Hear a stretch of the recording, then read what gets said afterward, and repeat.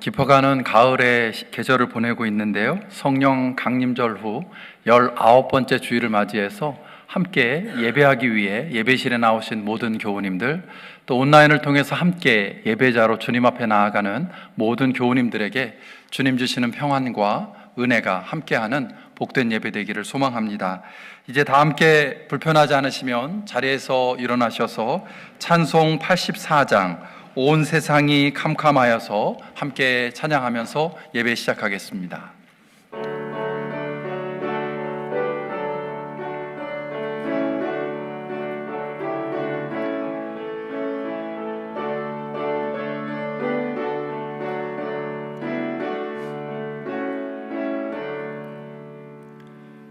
온 세상이 캄캄하여서 참 빛이 없었더니 그 빛나는 영광 나타나 온 세상 빛이었네. 영광의 주, 영광의 주, 밝은 그 빛 내게 비추었네.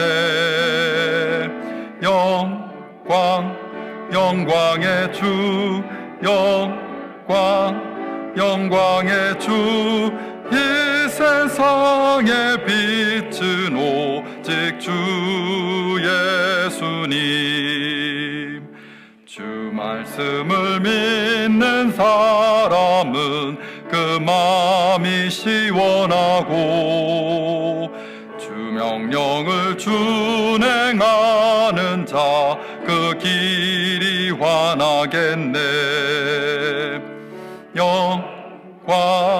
영광의 주, 영광의 주, 밝은 그 빛 내게 비추었네. 영광의 주, 영광의 주, 이 세상의 빛은 오직 주 예수님. 죄 가운데 사는 사람은 그 눈이 어두워도 그 죄악을 씻는 날에는 그 눈이 밝아지네. 영광의 주, 영광의 주, 밝은 그 빛 내게 비추었네. 영광의 주, 영광의 주, 이 세상의 빛은 오직 주 예수님. 땅을 지으신 주님, 그것을 빚어서 세우신 분께서 말씀하셨다.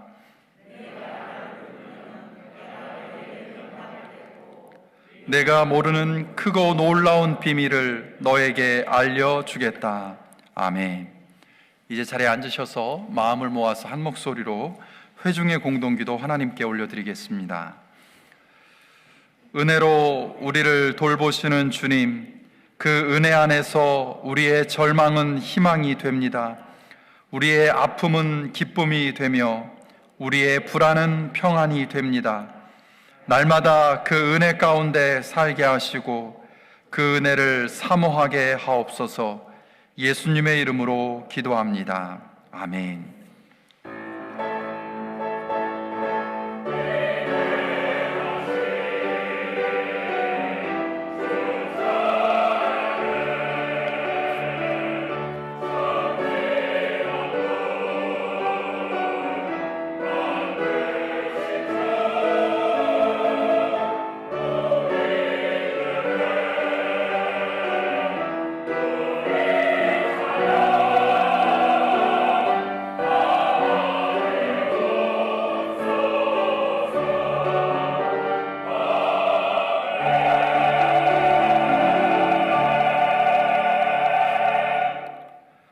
은혜로우신 하나님 감사합니다. 지난 한 주간은 물론이고 이제까지의 모든 날들 속에서 우리의 실수와 실패, 흔들림과 넘어짐에도 불구하고 우리를 붙드시고 인도하신 하나님의 긍휼과 사랑에 감사합니다. 신실하고 변함없으신 하나님의 은혜가 아니었다면 오늘 이 시간 우리가 하나님 앞에 예배자로 설 수 없었음을 고백합니다. 그 시간 그 은혜를 기억하며 하나님 앞에서 예배하는 우리 각자의 찬양과 기도를 받으시고 이 예배 가운데 하나님의 영이 충만하게 임재하셔서 우리의 마음과 생각과 영혼을 하늘의 신령한 곳으로 새롭게 채워주시기를 간구합니다. 은혜로우신 하나님, 허리케인과 같은 자연재해로 인해 피해를 입은 이재민들을 위해 기도합니다. 유한한 인간의 과학과 기술이 아무리 발달한다고 해도 자연 앞에서는 철저하게 무력할 수밖에 없는 작은 존재가 인간인 것을 기억합니다. 그렇기에 허리케인으로 인해 많은 이들이 목숨을 잃고 다치었고 더 많은 이들이 삶의 터전을 잃고 힘든 시간을 보내고 있음을 봅니다. 모든 이재민들의 마음과 생각을 붙잡아 주시고 새로운 소망으로 일어설 수 있는 힘을 주시기를 기도합니다. 주변에 있는 이들의 위로와 격려를 경험하게 하시고 공동체와 국가를 통해서 구체적인 보호와 도움을 경험할 수 있기를 간구합니다. 특별히 그리스도인들과 교회들이 어려움 가운데 있는 이웃을 사랑하는 일에 소홀하지 않도록 이 땅의 교회들과 그리스도인들의 마음이 하나님의 마음으로 채워질 수 있기를 기도합니다. 인간의 탐욕과 이기심, 어리석음으로 인해 하나님이 창조하신 자연이 파괴되고 훼손되고 이로 인해 기후변화와 예상치 못한 자연재해들이 계속해서 일어나는 현실을 변화시켜 주시기를 기도합니다. 특별히 오늘은 허리케인으로 인해 큰 피해를 입은 이들을 기억하며 선교부와 킹덤 키즈를 중심으로 우리 교회가 귀한 섬김을 구체적으로 실천할 수 있게 하심에 감사합니다. 작지만 의미 있는 이 섬김을 통해 이재민들이 용기와 힘을 얻을 수 있기를, 어려움 당한 이들을 돌보는 이웃사랑을 구체적으로 실천하는 믿음의 공동체가 될 수 있기를 기도합니다. 오늘의 예배를 위해 헌신하는 이들을 기억하셔서 이 헌신과 섬김을 통해 하늘의 위로와 평안을 경험하는 복을 내려주시기를 기도합니다. 기도와 묵상을 통해 준비한 말씀을 전하시는 김영봉 목사님에게 성령의 충만함을 허락하시고 그 입술을 통해 전해지는 하나님의 말씀을 통해 하나님의 뜻과 마음을 깨닫고 알아가는 시간이 되기를 간절히 간구합니다. 예배의 모든 순서를 통해 하나님께서 허락하시는 신령한 은혜를 경험할 수 있기를 소망하며 예수 그리스도의 이름으로 기도합니다. 아멘. 이제 주기도문으로 함께 기도를 이어가겠습니다. 하늘에 계신 우리 아버지여, 이름이 거룩히 여김을 받으시오며 나라가 임하시오며 뜻이 하늘에서 이루어진 것 같이 땅에서도 이루어지이다. 오늘 우리에게 일용할 양식을 주시옵고 우리가 우리에게 죄 지은 자를 사하여 준 것 같이 우리 죄를 사하여 주시옵고 우리를 시험에 들게 하지 마시옵고 다만 악에서 구하시옵소서. 나라와 권세와 영광이 아버지께 영원히 있사옵나이다. 아멘.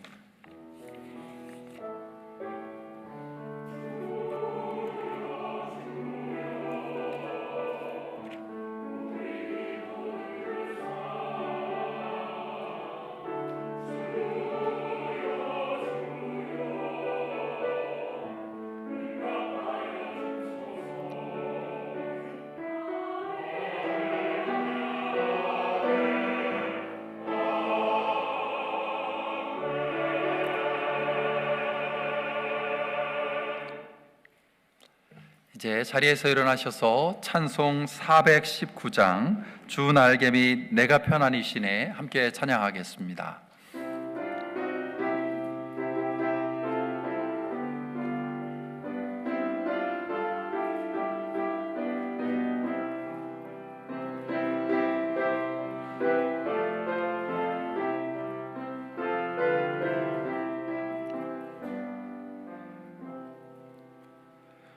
주 날개 밑 내가 편안히 쉬네.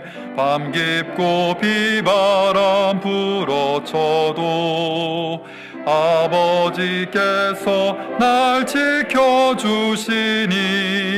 거기서 편안히 쉬리로다.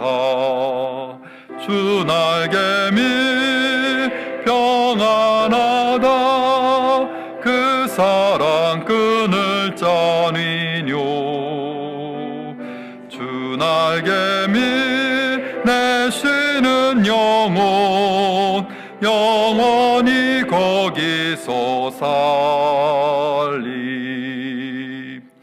주 날개 밑 나의 피난처 되니 거기서 쉬기를 원하노라. 세상이 나를 위롭지 못하나 거기서 평화를 누리리라. 주 날개 밑 평안하다. 그 사랑 끊을 자니뇨. 주 날개 밑 내 쉬는 영혼 영원히 거기서 살리. 주 날개 밑 참된 기쁨이 있네. 고달픈 세상길 가는 동안 나 거기 숨어 돌보심을 받고 영원한 안식을 얻으리라. 주 날개 밑 평안하다. 그 사랑 끊을 자니뇨. 주 날개 밑 내 쉬는 영혼 영원히 거기서 살리. 이제 자리에 앉으셔서 함께 하나님의 말씀 보시겠습니다. 오늘 우리에게 주시는 하나님의 말씀은 창세기 16장 7절에서 16절까지의 말씀입니다. 창세기 16장 7절에서 16절까지의 말씀을 봉독하겠습니다. 주님의 천사가 사막에 있는 셈 곁에서 하갈을 만났다. 그 셈은 수르로 가는 길 옆에 있다. 천사가 물었다. 사레의 종 하갈아, 내가 어디서 와서 어디로 가는 길이냐? 하갈이 대답하였다. 나의 여주인 사레에게서 도망하여 나오는 길입니다. 주님의 천사가 그에게 말하였다. 너의 여주인에게로 돌아가서 그에게 복종하면서 살아라. 주님의 천사가 그에게 또 일렀다. 내가 너에게 많은 자손을 주겠다. 자손이 셀 수도 없을 만큼 불어나게 하겠다. 주님의 천사가 그에게 또 일렀다. 너는 임신한 몸이다. 아들을 낳게 될 터이니 그의 이름을 이스마엘이라고 하여라. 내가 고통 가운데서 부르짖는 소리를 주님께서 들으셨기 때문이다. 너의 아들은 들나귀처럼 될 것이다. 그는 모든 사람과 싸울 것이고 모든 사람 또한 그와 싸울 것이다. 그는 자기의 모든 친족과 대결하며 살아가게 될 것이다. 하갈은 내가 여기에서 나를 보시는 하나님을 뵙고도 이렇게 살아서 겪은 일을 말할 수 있다니 하면서 자기에게 말씀하신 주님을 보시는 하나님이라고 이름 지어서 불렀다. 그래서 그 셈 이름도 부엘라 헤로이라고 지어서 부르게 되었다. 그 셈은 지금도 가데스와 베레 사이에 그대로 있다. 하갈과 아브람 사이에서 아들이 태어나니 아브람은 하갈이 낳은 그 아들의 이름을 이스마엘이라고 지었다. 하갈과 아브람 사이에 이스마엘이 태어날 때에 아브람의 나이는 86이었다. 이는 하나님의 백성을 위한 하나님의 말씀입니다. 아멘.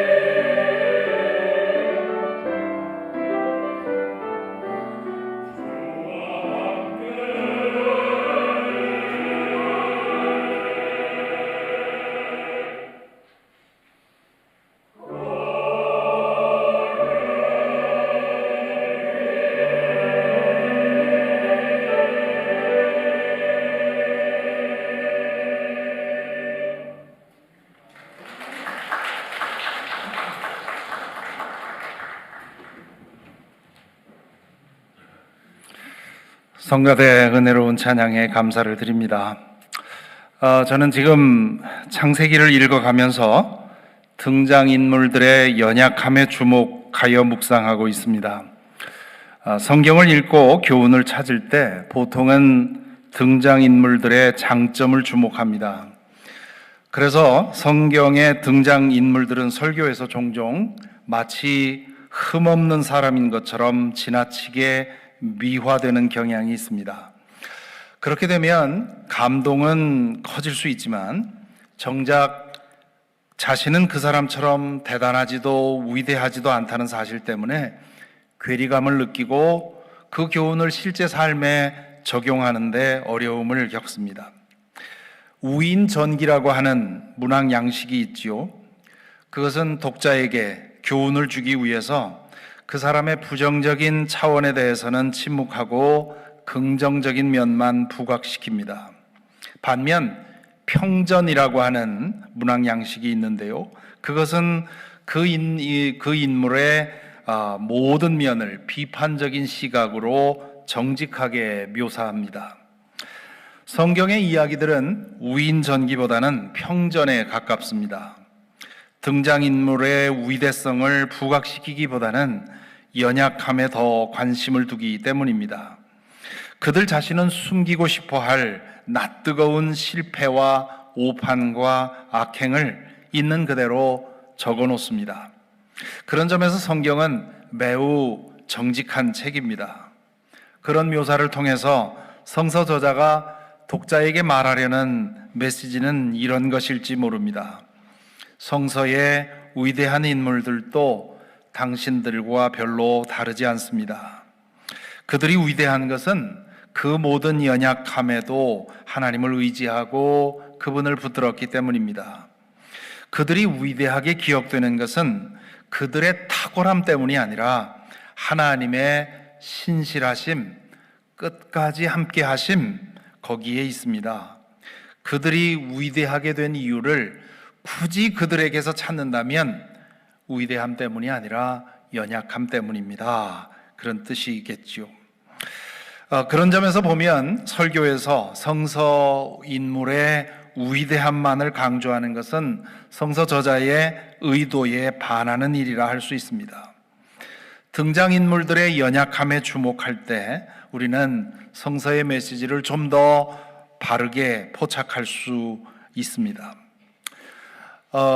여러분 앞에 제가 나이를 얘기하는 게 참 죄송한 말씀입니다만은 저도 이제 나이가 많이 들어가면서 저 자신에게서 발견하게 되는 변화 중 하나는 연약함에 대해 너그러워진다는 점입니다.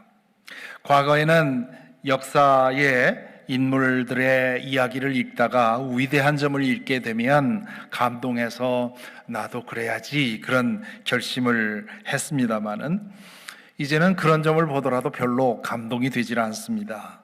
반면에 그 사람들의 연약한 면을 보게 되면 공감을 하게 되고 위로를 받게 되고 또 용기를 얻습니다.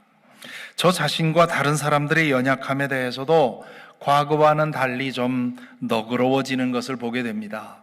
전에는 어떤 사람의 문제를 듣고는 어찌 그럴 수 있나 하면서 정죄가 되었었는데 요즘에는 그럴 수도 있지, 참 안타깝구나 하는 그런 생각을 하게 되지요. 그런 까닭에 연약함에 초점을 맞추고 성경의 인물들을 다시 읽고 묵상하는 일이 참 즐겁습니다.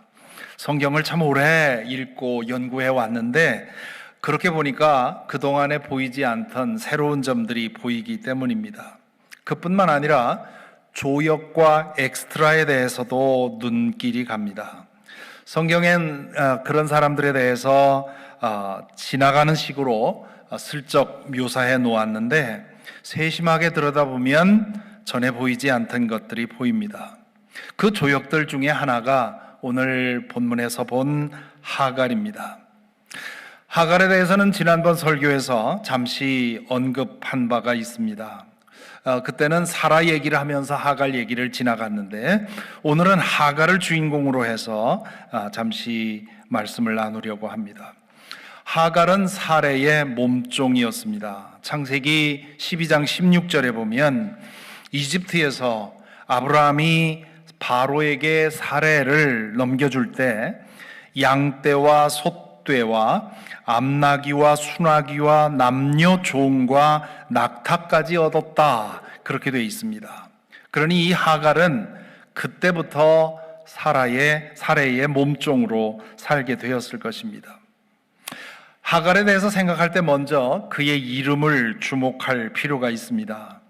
하갈이라고 하는 이름의 뜻에 대해서는 몇 가지 설이 있는데요, 다수 의견에 의하면 낯선 것 혹은 외국 것이라는 뜻입니다.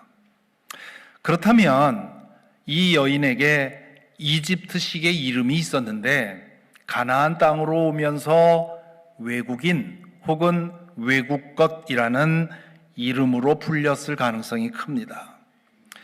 이름은 단순한 기호가 아닙니다. 어떤 이름을 부여받고 그 이름으로 살다 보면 그 이름은 그 사람의 일부가 됩니다. 미국 같은 서양에서는 첫 만남에서 자신의 이름을 불쑥 알리지만 우리 동양 문화권에서는 이름을 알리는 것이 쉬운 일이 아니지요. 이름을 상대방에게 알린다는 말은 자신의 일부를 드러내는 일이기 때문입니다. 그래서 우리 문화에서는 통성명이라고 하는 것이 중요한 그런 관계에 있어서 중요한 절차가 됩니다. 따라서 한 사람의 이름을 불러주는 것은 그 사람을 하나의 인격체로 대하고 존중한다는 뜻입니다.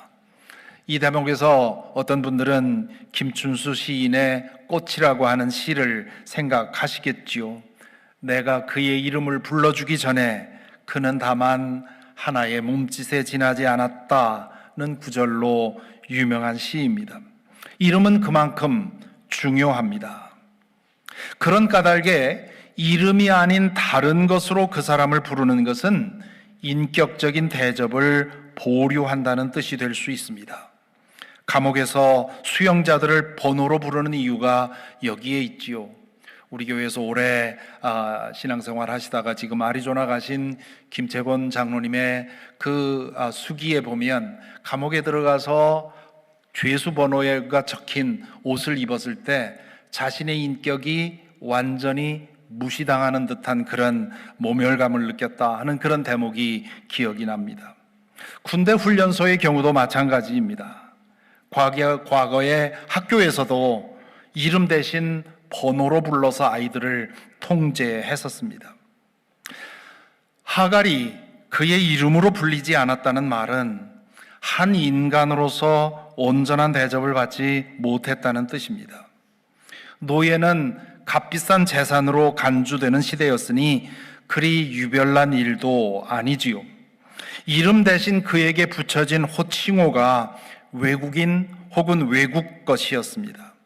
그 이름 아닌 이름은 그에게 너는 우리 중에 하나가 아니다 라는 메시지를 전달해 주는 수단이 된 것입니다. 생각이 여기에 이르니 어렸을 적 생각이 납니다. 제 고향에는 미군 부대가 있었습니다. 그 부대 주변에는 미군들을 상대로 하는 여성들이 살고 있었습니다. 저희 동네 그 어른들은 그 여성들을 양색시 혹은 그보다 더 심한 말, 뭔지 아시지요?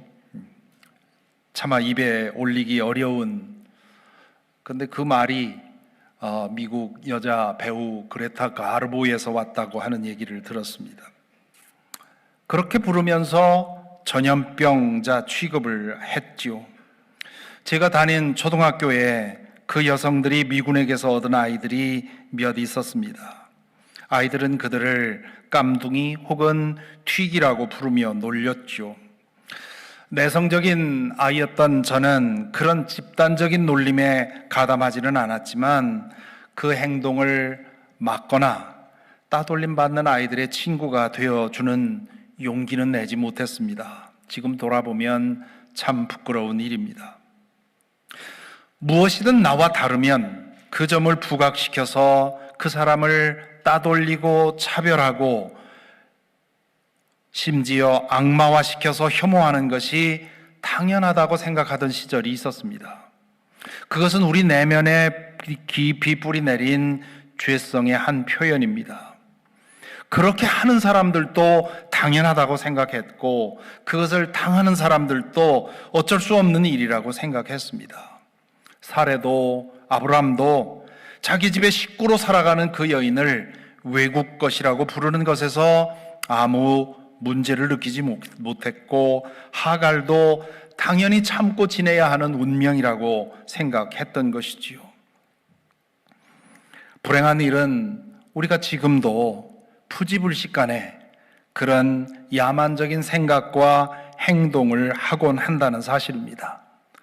나와 인종이 다르다고 해서, 종교가 다르다고 해서, 성적 지향이 다르다는 이유로, 정치적인 이념이 다르다는 이유로 그 다름을 부각시키고 그 다름을 악마화시킵니다. 그러고 나면 다음 단계는 차별이고 혐오이고 심지어 폭력도 서슴지 않게 됩니다. 더욱 마음 아픈 일은 하나님의 이름으로 그러한 혐오와 차별과 폭력을 부추기는 일들을 자주 본다는 것입니다. 지난 팬데믹 기간 동안에 아시아 이민자들이 당한 혐오 범죄가 그 예 중 하나입니다. 백인 우월주의자들의 절대 다수가 근본주의적인 기독교인이라는 사실에서 저는 한 그리스도인으로서 두려움과 수치심을 느낍니다. 그런 사례를 들어서 우리 아시아 이민자들 혹은 아시아인 이민자 신앙인들은 피해자일 뿐이라고 오해하지 말아야 합니다. 우리도 알게 모르게 나와 다르다는 사실을 혐오와 차별의 빌미로 사용하고 있다는 사실을 인정하고 끊임없이 우리 자신을 성찰해야 합니다. 오늘 우리는 인격적으로 존중받아야 할 한 여인이 그 이름을 부정당하고 외국 것으로 불렸다는 사실을 주목합니다. 그 사실을 보면서 우리는 그와 같은 야만적인 사고와 행동이 우리에게서 나오지 않기를, 그런 악습으로부터 우리 자신을 끊어내기를 결단해야 합니다. 지극히 초라해 보이는 사람이라 하더라도 주님을 대하듯 하라는 주님의 말씀을 기억해야 합니다. 어떤 사람을 만나면 그 사람에게서 나와 다른 점을 찾아서 그 다른 점을 최대한 확대해서 그것으로 그 사람을 매도하려고 하지 말고 나와 같은 점, 그 사람도 나와 같이 하나님의 형상을 지닌 존재라는 사실에 주목해야 합니다. 그럴 때 우리는 모든 사람을, 그 사람이 어떤 조건에 있든지 상관없이 그 사람과 내가 동의할 수 있는지, 의견이 같은지, 정치적 이념이 같은지 상관없이 절대적인 존재를, 가치를 지닌 존재로 대할 수 있고, 그것이 우리가 믿는 하나님이 어떤 분인지 그 하나님의 매력을 전하는 통로가 될 수 있을 것입니다. 불임의 문제를 가지고 있던 사레가 어느 날 하갈을 부르지요. 사레는 하갈에게 자신을 위해 그리고 주인을 위해 아들을 낳아달라고 부탁합니다. 몸종의 입장에서 그것은 부탁이 아니라 명령이었습니다. 종에게는 주인의 말을 거역할 권리가 없기 때문입니다. 그 제안을 받아들이면 하갈은 이른 나이에 싱글 마더가 될 것이 분명합니다. 하갈은 자신에게서 아이가 나온다면 그 아이가 주인의 그 거대한 재산을 물려받을 것이라고 하는 한 가지 소망을 가지고 그 말을 따랐을 것입니다. 다행히 얼마 후 아이가 들어서지요. 아브라함과 사레는 얼마나 기뻤겠습니까? 얼마나 기다려온 아이입니까? 그들은 그 소중한 아이가 잘 자라도록 여러 가지로 보살펴 주었을 것입니다. 그런데 시간이 갈수록 사레의 마음이 뒤틀리는 겁니다. 하갈의 태도도 달라집니다. 몸종에서 첩의 신분으로 달라졌으니, 그리고 임신까지 했으니 당연하다 생각했을 것입니다. 그것이 사레의 시기심과 질투심에 불을 지릅니다. 사레가 그 일로 인해서 아브라함에게 성화를 부렸고, 아브라함은 이 사람이 내 첩이기 전에 당신의 몸종이니 알아서 하라고 하면서 빠지지요.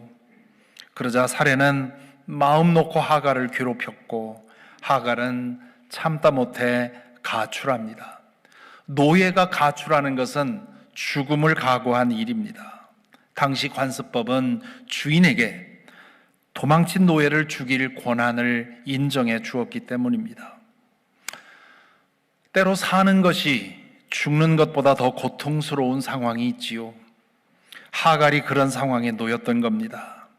도망치면 광야에서 굶어 죽든 잡혀서 주인에게 맞아 죽든 둘 중에 하나가 될 공산이 컸습니다. 그래도 도망치는 수밖에 없었습니다. 사레의 괴롭힘이 얼마나 심했으면 그랬겠습니까? 하갈은 무작정 사막으로 나갑니다. 고향인 이집트로 간다고 해서 무슨 수가 있는 것도 아니지요. 그는 어린 나이에 종이 되었기 때문에 돌아갈 가족도 없었을 겁니다. 가족이 없으니 노예가 됐겠지요. 설사 가족이 있다 해도 임신한 몸이 되어서 빈손으로 돌아온 그는 환영받지 못했을 것입니다. 그러니 이리저리 방황을 했겠죠. 방황의 끝에서 그는 기진맥진 비몽사몽이 되어서 자신도 모르게 고향집을 향해 가고 있었던 것입니다. 제 어머니께서 치매가 깊어지셨을 때 몇 번 집을 나가셨는데 찾고 보면 친정집 방향으로 가고 계셨습니다. 무의식 중에 어린아이의 마음이 되어서 친정집을 향해 가신 그분의 마음을 생각하면 지금도 미어집니다. 그런 사정으로 하갈도 이집트 방향으로 가고 있었을 것입니다. 그 길에 수르라고 하는 곳이 있는데 그 마을 근처에서 샘물을 만납니다. 오아시스의 물로 목을 축이고 잠시 쉬고 있는데 어떤 사람이 다가오는 겁니다. 낯선 곳에서 낯선 사람을 만났으니, 게다가 도망친 노예의 입장에서 그랬으니 얼마나 두려웠겠습니까? 그 사람이 다가와서 말을 건넵니다. 사레의 종 하갈아, 네가 어디에서 와서 어디로 가는 길이냐? 하갈은 그 사람이 자신을 알고 있었다는 사실에 적잖이 놀랐을 것입니다. 자신이 도망친 노예인 것을 알고 잡으러 온 것은 아닌가 두려웠는지도 모릅니다. 그 사람의 질문도 마치 노예를 잡으러 온 사람의 질문처럼 보입니다. 하갈은 이제 죽었구나 싶었는지 솔직하게 고백하지요. 나의 여주인 사레에게서 도망하여 나오는 길입니다. 그러자 그 사람이 말합니다. 너의 여주인에게로 돌아가서 그에게 복종하면서 살아라. 그 말에 하갈은 올 것이 왔구나 싶어서 가슴이 철렁 내려앉았을지 모릅니다. 그런데 그의 말투와 표정과 몸짓에서 뭔가 따뜻한 기운이 느껴지는 겁니다. 노예를 잡으러 다니는 사람 같지는 않았습니다. 하갈이 어리둥절해 있을 때 그 사람이 말을 잇지요. 내가 너에게 많은 자손을 주겠다. 자손이 셀 수도 없을 만큼 불어나게 하겠다. 너는 임신한 몸이다. 아들을 낳게 될 터이니 그의 이름을 이스마엘이라고 하여라. 네가 고통 가운데서 부르짖는 소리를 주님께서 들으셨기 때문이다. 이 말을 듣는 순간 하갈은 그 사람이 누구인지 알아차립니다. 그의 주인 아브람과 사레가 섬기는 그 하나님이 보낸 사람이라는 사실을 알게 되었지요. 하갈은 아직 하나님을 인간적으로, 인격적으로 만난 적이 없습니다. 주인 내외가 하나님을 예배할 때 그는 곁에서 시중 들기는 했겠지요. 그렇지만 그 하나님은 히브리 사람들의 신이라고 생각했을 것입니다.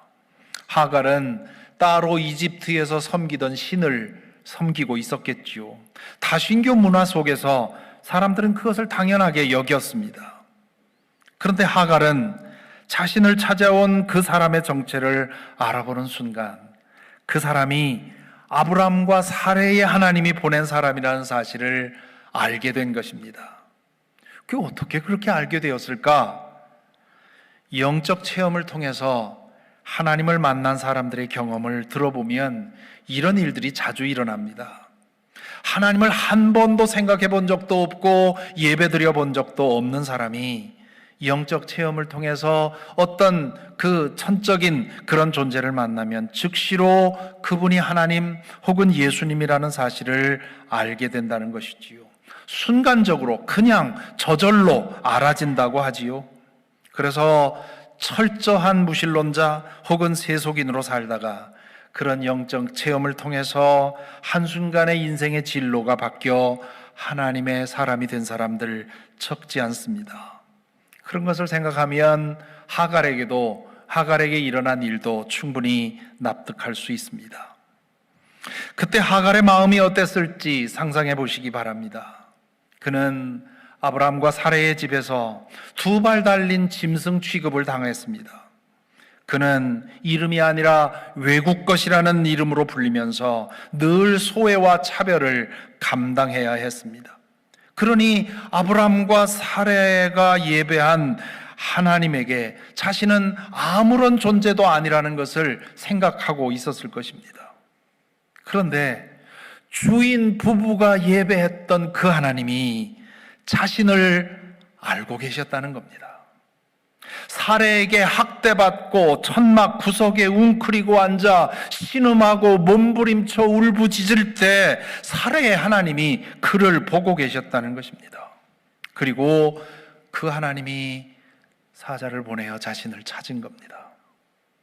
그 사실을 깨닫는 순간 하갈의 마음에 쌓였던 분노와 상처와 부정적인 감정의 앙금이 한순간에 녹아버렸겠죠. 누군가 나의 고통을 알고 있다는 사실, 알아준다는 사실, 그런데 그것을 알아주는 분이 나와는 비교도 할 수 없이 높은 분이라는 사실을 깨달을 때 세상 모든 것이 문제와 아무런 의미가 없어지는 just doesn't matter 그런 느낌을 받습니다. 저도 저의 신앙 여정에서 그런 순간을 여러 번 겪었기 때문에 내가 알고 있다 하는 이 한마디가 얼마나 큰 위로인지를 압니다. 이때 하갈은 감사와 감격의 눈물을 흘렸을 것입니다. 그런 다음 그는 마음을 수습하고 이렇게 말하지요.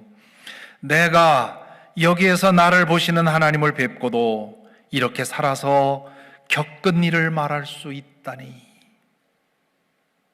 그렇게 말한 후에 그는 자신을 찾아주신 하나님을 엘로이라고 부릅니다.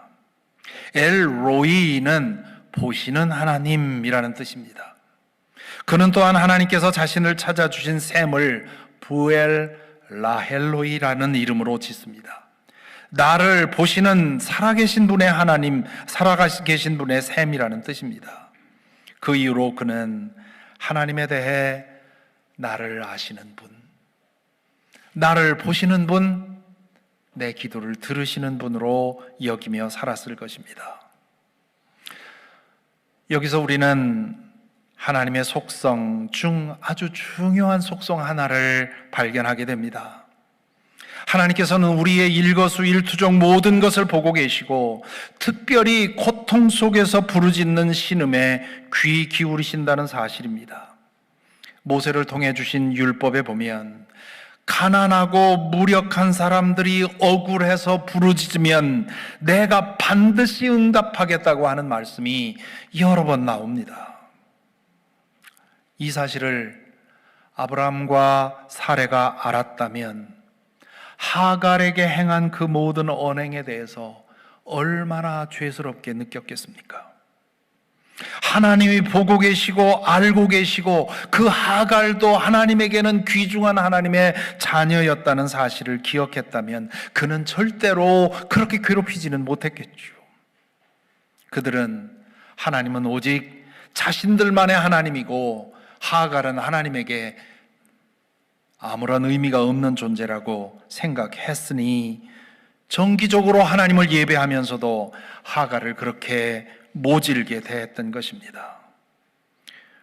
우리의 하나님은 당신을 인정하고 믿고 신뢰하고 예배하는 사람들을 돌보십니다. 지난번 사례의 이야기를 읽은 것처럼 생각할 때 말씀드린 것처럼 비록 우리의 실수와 오판과 악의가 뒤죽박죽된 인생이라 하더라도 하나님 안에 머물러 있을 때 그분의 뜻을 이루는 도구로 우리의 인생이 사용이 됩니다. 하지만 하나님은 믿는 사람들만의 하나님이 아닙니다. 그분은 당신의 이름을 알지 못하고 예배하지 않는 사람들에게도 하나님이 되십니다. 특별히 그런 사람들이 고난 중에 부르짖을 때 우리 주님은 응답하신다고 성경은 증언합니다. 그런 하나님이기에 우리는 그 하나님을 더 사랑하고 높이는 것이지요. 우리의 하나님이 그런 하나님이라는 것이 얼마나 자랑스러운지 모릅니다. 저는 아침에 출근을 하면 예배당에서 잠시 기도하고 업무를 시작합니다. 물론 집에서도 기도와 말씀 묵상의 시간으로 하루를 시작하지만 교회에 와서 일과를 시작하기 전에 기도로서 마음을 정리하고 조율하는 시간을 보냅니다. 일과 중에 쉬는 시간에도 종종 그렇게 하는데 텅 빈 예배당에 홀로 앉으면 하나님의 임재가 훨씬 더 진하게 느껴집니다. 그래서 그 시간이 저에게는 참 감미로운 시간입니다. 최근에 가끔 아침에 제가 기도의 자리에서 만나는 분이 생겼습니다. 제가 있는 교회에 화요일과 목요일에 ESL 클래스가 있는데 그곳에 나오시는 라티노 여성입니다. 나이도 많아 보이고 행색도 그리 좋아 보이지 않습니다. 그분은 보통 클래스 시작하기 전에 1시간쯤 일찍 나와서 기도를 하십니다. 맨 뒷자리 의자에 앉아서 몸을 웅크리고 때로는 신음으로 때로는 훌쩍이며 기도합니다. 저는 맨 앞자리에 앉아서 기도하고 그분은 저 뒷자리에 앉아서 기도하는데 어느 날 저에게 문득 그런 의문이 들었습니다. 만일 하나님이 한 번에 한 사람의 기도만 들을 수 있다면 지금 이 순간에 하나님은 누구의 기도를 들으실까? 하나님은 동시에 모든 인류의 기도를 들으실 수 있는 분이지만 그렇게 가정해 본 것입니다. 깊이 생각해 볼 것도 없이 즉시로 답이 나왔습니다. 하나님은 저의 기도가 아니라 그분의 기도를 들으실 것이 분명해 보였습니다. 그분은 하나님 도움 없이는 살아갈 수 없는 지금 절박한 상황에 있는 분이고요. 저는 그렇지 않기 때문입니다.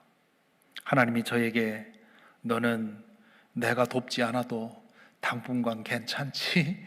먼저 내가 저 여인을 돕겠다 그렇게 말하실 것 같았습니다. 생각이 거기에 미치니 그분과 함께 앉아 있을 때면 제 기도를 할 수가 없습니다. 그래서 그분이 예배당에 들어오시면 저 자신을 위한 기도는 잠시 멈추고 그분과 그 가족을 위해 중보합니다. 그러면서 저는 저의 기도가 그분과 같은 절박함과 간절함이 결여되어 있다는 사실을 자각하게 되었습니다. 그분이 저에게 큰 도움을 주신 것이지요. 지난주에 제 어머님 기일이 있었습니다. 그래서 주말에 아이들을 불러서 함께 추도 예배를 드리면서 어머니께서 즐겨 부르셨던 찬송을 찾아 불렀습니다. 제 기억에 어머니의 애창 찬송이 2개가 있는데요. 생활이 어려운 젊은 시기에는 찬송가 387장 멀리 멀리 갔더니 라는 찬송을 즐겨 부르셨고요. 생활이 좀 나아지신 후에 후반부에는 435장 나의 영원하신 기업을 자주 부르셨습니다. 이 첫 번째 찬송 멀리 멀리 갔더니의 1절 가사가 이렇습니다. 멀리 멀리 갔더니 처량하고 고나며 슬프고도 외로워 정처 없이 다니니 예수 예수 내 주여 지금 내게 오셔서 떠나가지 마시고 길이 함께 하소서. 예배를 마친 후에 제 아이가 그럽니다. 첫 번째 찬송은 별로 불러본 것 같지 않아요. 그래서 저는 우리에게 하나님이 그만큼 절박하고 간절하지 않다는 뜻이겠지, 그렇게 대답을 했습니다. 제 어릴 적 어머님은 경제적인 어려움과 여러 식구들 사이의 갈등, 그리고 신앙적인 박해 등으로 인해서 고통을 받으실 때 그 어디에도, 그 누구에게도 기댈 수가 없어서 하나님께 모든 소망을 두고 이 찬송을 즐겨 부르셨습니다. 눈 질끈 감고 몸을 흔들면서 이 찬송을 부르시던 모습이 눈에 선합니다. 하갈의 신음에 응답하셨던 하나님은 어머니가 드린 그 간절하고 절절한 호소에 응답하셨습니다. 오늘의 말씀을 묵상하며 준비하는 중에 하갈의 이야기, 그리고 제 어머니의 이야기, 그리고 예배실에서 만나는 그 라티노 여인의 기도가 중첩이 되어서 저에게 큰 울림을 주었습니다. 과연 하나님은 나에게 절대적인 의미의 존재인가? 아니면 있으면 좋고 없어도 크게 아쉽지 않은 그런 존재로 하나님을 섬기고 있는 것은 아닌지, 하나님 앞에 설 때 내가 정말 나의 모든 것이 그분에게 달려 있다고 하는 그런 마음으로 서고 있는지 저 자신을 돌아보게 되었습니다. 여러분은 어떠신가요? 요즘 어떤 사정에 살고 계십니까? 어떻게 하나님을 대하고 계십니까? 여러분의 기도에는 하갈의 기도처럼, 제 어머니의 기도처럼, 제가 만나는 그 라티노 여인의 기도처럼 간절함과 절박함이 있습니까? 여러분은 지금 하나님 외에는 다른 데서 희망을 찾을 수 없는 상황에 놓여 있습니까? 하나님이 아니고는 도무지 희망이 없어서 한숨으로, 때로 눈물로 기도하고 있습니까? 찬송가 387장의 가사가 하나하나가 여러분의 이야기를 담고 있습니까? 그렇다면 오늘 이 하갈의 이야기를 통해서 주님께서 그 기도에 귀 기울이고 계시고 지금 여러분이 당하는 그 상황을 보고 계심을 믿으시기 바랍니다. 우리가 믿는 하나님은 엘 로이, 보시는 하나님이십니다. 주님께서 여러분의 억울함, 여러분의 아픔, 그 고통을 다 보고 계십니다. 때가 되면 주님께서 하갈에게 응답하신 것처럼 여러분에게도 말씀하실 것입니다. 여러분의 마음에 찾아가셔서 내가 안다, 내가 알고 있다 속삭여 주실 것입니다. 나에게 계획이 있다, 그것을 믿고 지금 그것을 견디라고 말씀해 주실 것 같습니다. 그것을 알고 나면 현실의 고통을 감당하고 이겨낼 수 있습니다. 하갈이 사레의 집으로 다시 돌아왔을 때 상황은 변하지 않았습니다. 아니, 상황이 더 악화되었을지도 모릅니다. 하지만 하나님을 뒷배로 두었기 때문에 감당할 수 있었습니다. 아마도 사레는 하갈의 달라진 태도로 인해서 적잖이 놀랐을 것입니다. 전에는 자신이 괴롭히면 괴롭히는 만큼 괴로움을 당하는 것이 보였는데 이제는 아무리 괴롭혀도 괴로워하는 것 같지 않습니다. 그것이 사례를 더 미치도록 만들었겠지요. 여러분이 지금 당하고 있는 상황도 달라지지 않을지 모릅니다. 아니, 더 심해질지도 모릅니다. 하지만 나를 보시는 분이 계시고 그분이 나를 향한 계획을 가지고 계시다는 사실을 믿게 된다면 그 믿음이 모든 것을 달리 보게 만듭니다. 그리고 그것을 견뎌 이길 수 있게 할 것입니다. 혹시 여러분 중에는 삶의 상황이 모두 넉넉하고 안정되어 있어서 하나님 앞에 설 때 그리 절박하지도 그리 간절하지도 않은 분들이 계십니까? 아마도 그런 분들이 더 많으실 것입니다. 그렇다면 그런 상황에 처해 있는 것에 감사하시기 바랍니다. 하지만 그것이 하나님 앞에 설 때 여러분의 간절함과 절박함을 증발시키지 않도록 조심해야 합니다. 하나님 앞에 설 때면 우리는 모두 광야에 홀로 내버려진 하갈처럼 서야 합니다. 우리로 하여금 이만하면 됐지 라고 생각하게 만드는 것들, 그것이 사람이든 그것이 물질이든 권력이든 건강이든 그 모든 것이 하나님이 손을 놓으시면 한순간에 사라져버리는 것들입니다. 우리에게 아무리 많은 것이 있어도 우리의 참되고 영원하고 절대적인 희망은 하나님에게 있음을 잊지 말아야 합니다. 그것을 안다면 하나님 앞에 설 때면 그분에게 모든 것이 달려있는 것처럼 그렇게 서게 될 것입니다. 기도할 때 눈을 감는 이유가 거기 있는지 모릅니다. 나를 든든하게 받쳐주는 모든 것들, 그것에 눈 감고 하나님, 나에게 하나님이 전부입니다 고백하게 하는 것이 기도일지 모릅니다. 부디 이 하나님, 나를 알아주시는 하나님, 나에 대해서 계획을 가지고 계신 하나님, 나를 보고 계시고 인도하시는 하나님, 그분을 믿고 섬기며 그분의 능력으로 이 세상을 견디고 이겨내는 저와 여러분이 되기를 간절히 기원합니다.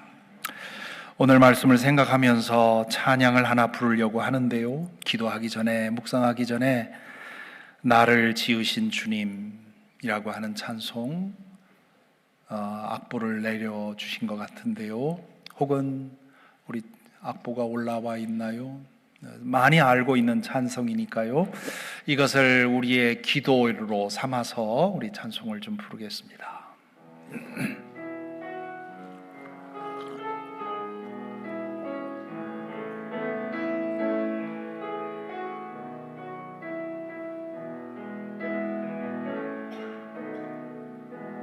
나를 지으신 주님, 내 안에 계셔 처음부터 내 삶은 그의 손에 있었죠.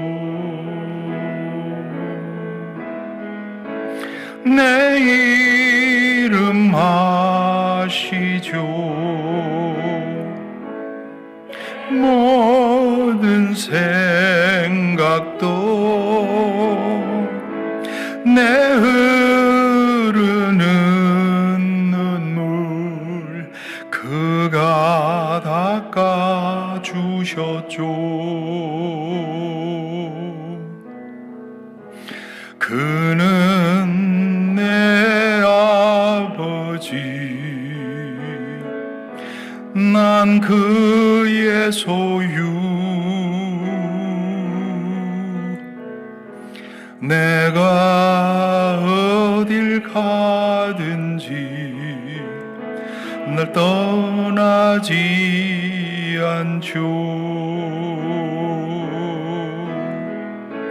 내 이름 아시죠. 내 모든 생각도 아바라 부를 때 그가 들으시죠. 기도하겠습니다. 묵상 가운데 이 가사를 다시 들으시기 바랍니다. 나를 지으신 주님, 내 안에 계셔 처음부터 내 삶은 그의 손에 있었죠. 그는 내 아버지, 난 그의 소유. 내가 어딜 가든지 날 떠나지 않지요. 내 이름 아시지요. 내 모든 생각도 내 흐르는 눈물 그가 닦아주시지요. 이 시간 기도 중에 혹시 하갈과 같은 입장에 있다면 주님의 음성을 들려주옵소서. 내가 안다. 내가 너의 고통을 안다. 너에 대한 나의 계획이 있으니 그 마음으로 견디라고 하는 그 음성을 들으실 수 있기 바랍니다. 혹시 모든 것이 평안하다면 주님, 나의 삶의 조건에 속지 말게 하시고 나의 온전하고 절대적이고 영원한 소망은 하나님에게만 있음을 알고 하나님 앞에 하갈처럼 늘 그렇게 서서 주님 의지하고 살게 하옵소서. 기도할 수 있기 바랍니다. 잠시 기도하겠습니다.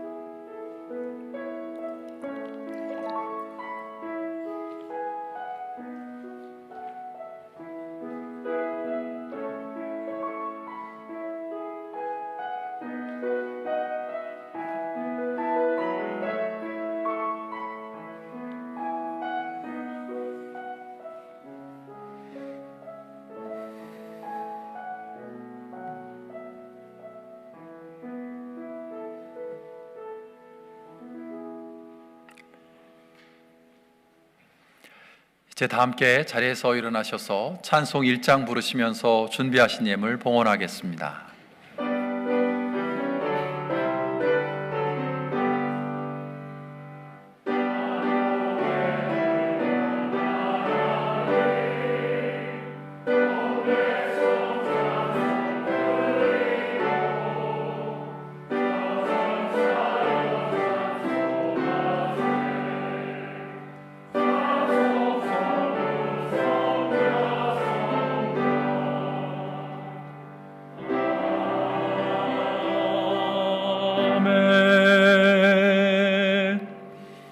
자리에 앉으셔서 봉헌 기도 드리겠습니다.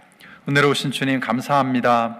주님의 은혜와 사랑, 우리의 그 작은 음성, 그 간절함에 귀 기울이시는 하나님의 은혜를 기억하며 이 시간 주님 앞에 귀한 예물을 봉헌합니다. 이 예물과 함께 우리의 생각과 마음과 우리의 삶의 전부를 주님께 온전히 맡겨드릴 수 있는 믿음의 고백도 담기게 하여 주시고, 드려진 예물이 주님을 위해서, 예수 그리스도의 복음을 전하는 일을 위해서 값지게 사용되어질 수 있도록 축복해 주옵소서. 예수 그리스도의 이름으로 기도합니다. 아멘. 교회 소식을 전해드리겠습니다. 교회 주보와 또 홈페이지를 통해서 확인하실 수 있는데요, 몇 가지만 좀 알려드리겠습니다. 여선교회 가을 워크숍이 10월 22일 토요일 오전 10시부터 시작이 됩니다. 선착순 40명으로 인원을 제한하고 있는데요, 여소교원들의 많은 참여를 부탁을 드립니다.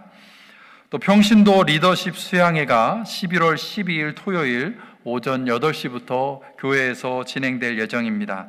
여러분들이 일정을 확인하셔서 평신도 리더십 수양회에 사역팀장님, 팀장님, 위원장, 그리고 위원과 직분자들 대상으로 하고 있으니까 많이 참여하셔서 의미 있는 시간 되기를 소망합니다. 또 11월 24일 땡스기빙을 앞두고 우리 교회에서 2가지 아웃리치를 준비하고 있습니다. 어려운 이웃들을 돕기 위한 섬김과 봉사인데요, 전 교우들께서 관심 갖고 함께해 주시기를 부탁을 드립니다. 그로서리 기프트 카드 드라이브, 여러분들께서 헌금하신 것 박스에 넣어 주시면 어려운 이웃들에게 전달해 드릴 예정이고요.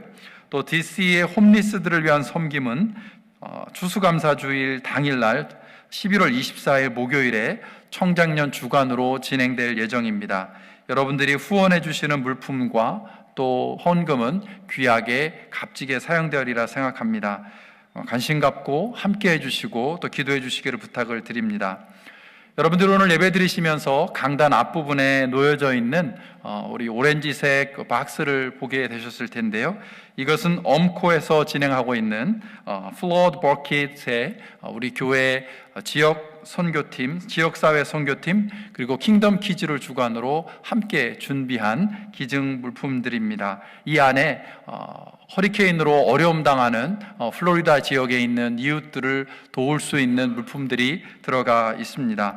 오늘 2부 예배 마치고 이것을 옮겨서 직접 전달할 예정인데요, 이 플로드 버킷 키트를 받는 모든 이들이 예수님의 사랑, 그리고 주 안에서 소망을 경험하고 발견하고 용기를 내어 일어설 수 있도록 함께 기도해 주시기를 바라고요. 특별히 어린아이들이 이 버킷을 준비하면서 귀한 사랑을 나누는 체험을 할 수 있도록 아이들을 위해서도 함께 기도해 주시기를 부탁을 드립니다. 한 가지 광고를 수정하겠습니다. 목회위원회는 10월 22일 토요일이 아니고 24일 주일에 모임을 예정하고 있음을 알려드리겠습니다. 이제 다 함께 자리에서 일어나셔서 찬송 387장 멀리 멀리 갔더니 찬양하신 후에 김영문 목사님의 축도로 예배를 마치겠습니다.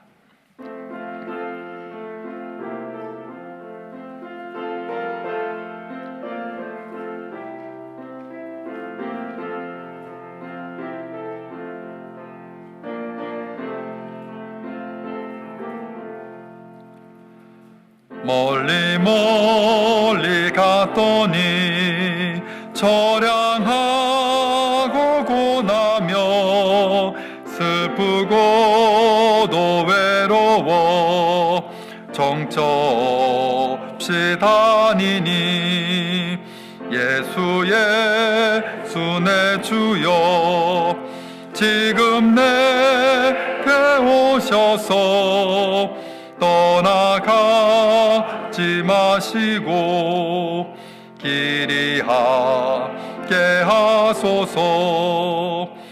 예수 예수 내 주여 마음 아파올 때에 눈물 씻어 주시고 나를 위로하소서. 예수 예수 내 주여 지금 내게 오셔서 떠나가지 마시고 길이 함께 하소서. 다니다가 쉴 때에 쓸쓸한 곳 만나도 홀로 있게 마시고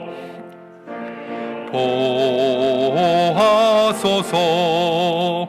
예수 예수 내 주여 지금 내게 오셔서 떠나가지 마시고 길이 함께 하소서.